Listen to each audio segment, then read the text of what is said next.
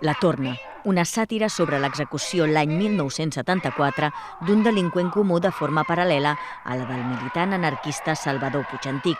El 30 de novembre de 1977, els joglars la representaven per darrera vegada al Teatre Bartrina de Reus. Els representants dels joglars van ser detinguts i sotmesos a consell de guerra. L'obra va ser prohibida i bona part dels actors empresonats. Nosaltres havíem fet l'opció de no anar a l'exili i vam anar a la presó per no anar a l'exili. Anàvem de dir, a veure, si fins i tot feia riure alguns presos de per què estàs aquí, els deies que per una obra de teatre, i està clar, allò que donava molt poc pedigrí a dintre de la presó. I a partir d'aquell moment, la seva vida va canviar. Dels primers dies, Solsona recorda l'actitud amb la qual va afrontar aquest canvi.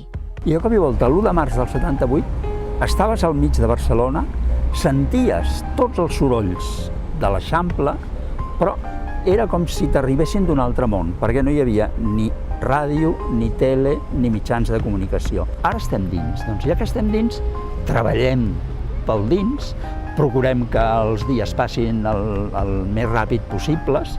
Llavors vam ajudar a refer la biblioteca, que a partir d'un motí que hi havia hagut havia quedat molt malmesa. Vam donar classes als menors, vull dir que també va ser molt gratificant, perquè de cop i volta et podies trobar un menor que deia «Ostres, m'has ensenyat a multiplicar i ara me n'adono que jo ja en sabia».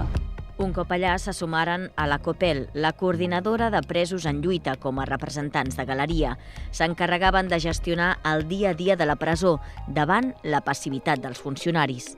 24 hores era realment molta feina, perquè els funcionaris no estaven d'acord amb la política que havia decidit el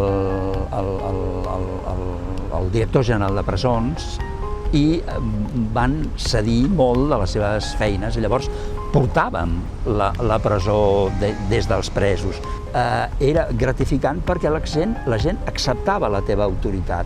Van ser mesos convulsos, la fuga dels 45, motins, incendis, també protestes generalitzades i que acabaven amb presos autolesionant-se.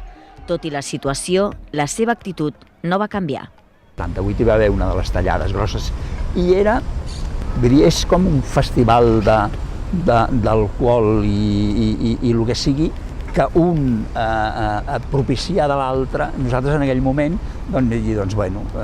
agafem i comencem a curar la gent, a atendre la gent.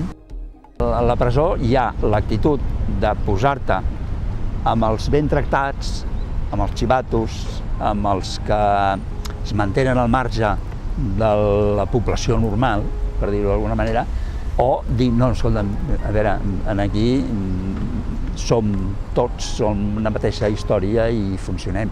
Llavors, està clar, depèn d'una època i d'una altra, el dintre de la presó varia molt, però la finalitat, si no ets tonto, és buscar-te una activitat que et faci passar les hores al màxim possible de pressa. Home, i a més, si aquesta activitat és en benefici de la gent, doncs al quadrat. D'aquells 11 mesos, Solsona destaca el contacte amb la resta de presos.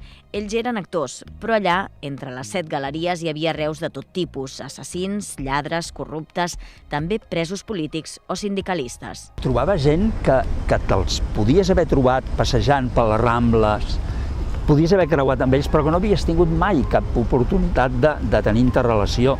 Els coneixies, parlaves, comparties coses. Bueno, en aquest sentit sí que va ser molt enriquidor.